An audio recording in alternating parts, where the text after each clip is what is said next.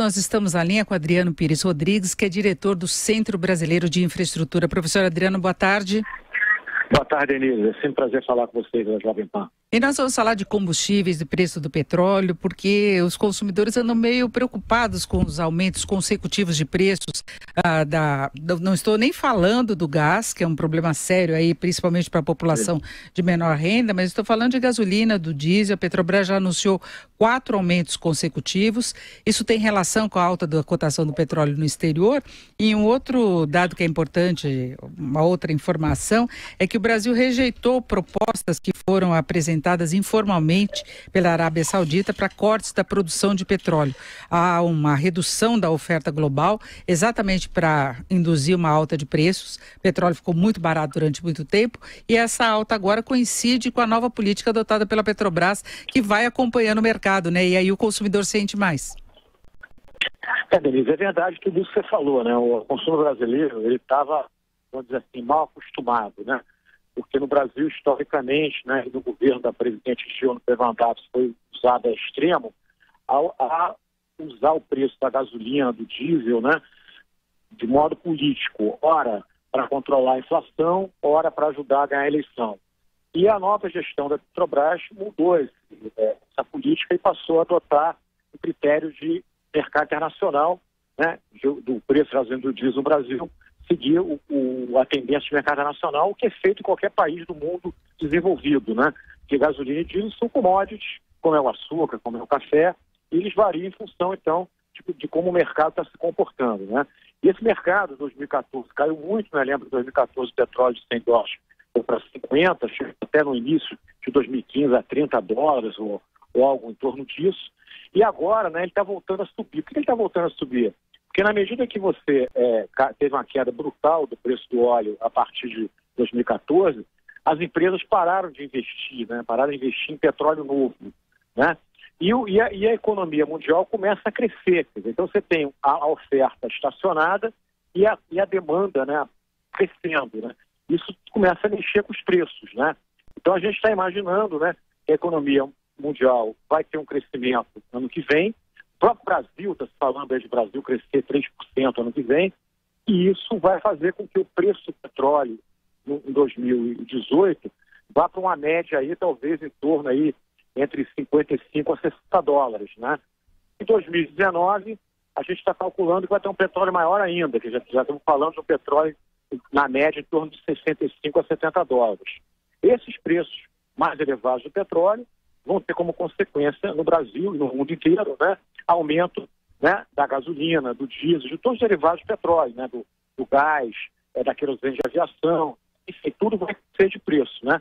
Isso para o Brasil é ruim, né, para a economia brasileira, tem impacto inflacionário. Enfim, o consumidor não está acostumado com isso, né, Denise? O consumidor brasileiro tem aquela cultura, né, de achar que a gasolina está muito cara. Por que ela está cara? Por causa disso, o petróleo está subindo de preço. Então, a Petrobras está com uma política de reajustes quase que diários. Por quê? Porque é uma ideia interessante da empresa, porque ela está querendo banalizar quedas e subidas de preço de gasolina, né? Não quer mais que a subida da gasolina seja a primeira página do jornal, porque senão você vai dar a primeira página todo dia. E você promove aumentos e reduções, quer dizer, pequenas por dia.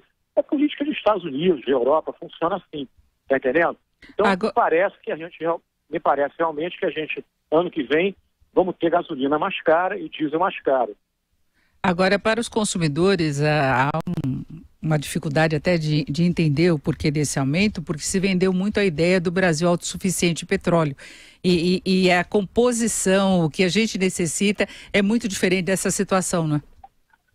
Olha, Denise, eu acho que, veja bem, a autossuficiência não pode determinar que a gente subsidie o preço de gasolina e diesel no Brasil. Volto a dizer, gasolina e diesel, elas são commodities, né? Agora, hoje o Brasil é importador de gasolina e de diesel, né? A gente está importando gasolina e diesel no mercado internacional. O que o consumidor tem que entender é que, por exemplo, a Petrobras, ela é uma empresa de economia mista, ela tem investidores privados, né? Minoritariamente, mas tem.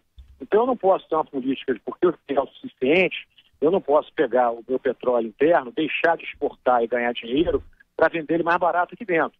Aí a gente vai passar a ter política de Venezuela, quer dizer, que quebrou, que vende gasolina de graça, mas o país, quer dizer, está naquela situação que a gente conhece, e a empresa estatal, a PDVSA, é uma empresa quebrada. Então eu acho que, volto a dizer, a gente tem que parar com essa cultura, né? Imagina, se a gente é autossuficiente em açúcar, como nós somos, o Brasil hoje é um grande exportador de açúcar. Aí nós vamos vender açúcar mais barato no Brasil e deixar de ganhar dinheiro exportando açúcar. Então, é isso que a gente tem que entender, porque na hora que você barateia artificialmente um preço de gasolina, você está prejudicando a Petrobras, prejudicando os acionistas minoritários e prejudicando também uma geração de emprego, um crescimento do setor de óleo e gás, né, que precisa existir no sentido que ele tem uma participação importante no PIB brasileiro. Então a gente tem que mudar essa cabeça. Entendeu? A gente tem que entender que gasolina subsidiada é coisa de país autoritário, é coisa de país populista, é coisa de país que vende mentira para o consumidor. E a gente já percebeu isso. Olha só o Brasil. Mentiram para o Brasil vendendo gasolina barata durante o primeiro governo da presidente Dilma. Qual a consequência disso? Quebraram a Petrobras, tá certo? A Petrobras é uma empresa com uma dívida fantástica. A Petrobras quebrada gerou um efeito dominó que fechou uma série de empresas fornecedoras de bens e serviços. Outras empresas deixaram de vir para o Brasil porque viram o intervencionismo exagerado e absurdo no setor de óleo e gás. E o Rio de Janeiro, por exemplo, é uma grande vítima disso. Energia elétrica é a mesma coisa. Lembra lá em 2012, né, com aquela ANP 579, a Dilma resolveu baixar a tarifa 20% de maneira demagógica, populista. Depois deu no que deu. Deu tarifaço em 2015 e até hoje a gente tem problemas aí de oferta de energia e ficamos rezando todo dia para que chova. Então, eu acho que as consequências de você não seguir a economia como deve ser feita, quer dizer, no curto prazo pode agradar muito o consumidor, porque realmente ninguém gosta de pagar mais caro, mas a médio e longo prazo, o efeito danoso para a economia é imenso e é quase impagável. A gente está vendo hoje com a Petrobras, que é uma empresa hoje que, ano passado, em termos de serviço de dívida, pagou 7,5 bilhões de dólares. Né? Uma empresa de petróleo como a a ExxonMobil, ou a Shell, a empresa do pai da Petrobras, pagam 1 bi e meio. Então é isso que a gente tem que entender. E tem que saber o que a gente quer. Eu acho que o governo PT mostrou que subsidiar a gasolina e diesel só traz prejuízo para a nação. Bom, aí a tendência, se o petróleo continuar ou chegar a ficar nessa faixa mesmo dos $70 o barril, o Brasil estaria longe? Não, aí haveria uma acomodação de preços?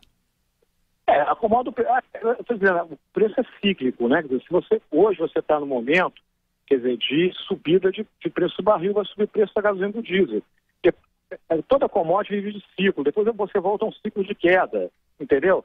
Então a economia ela tem que se ajeitar com essas variações dos preços da commodity. Agora o Brasil hoje voltou, né, Denise, a atrair investidor para o setor de petróleo.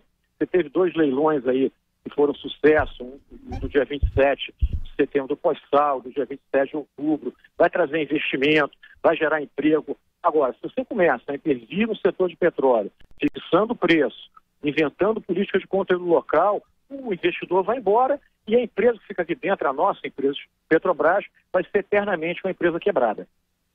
Certo, nós conversamos com o Adriano Pires, que é diretor do Centro Brasileiro de Infraestrutura. Professor Adriano, muito obrigado, uma boa tarde. Uma boa tarde, Denise. Prazer falar.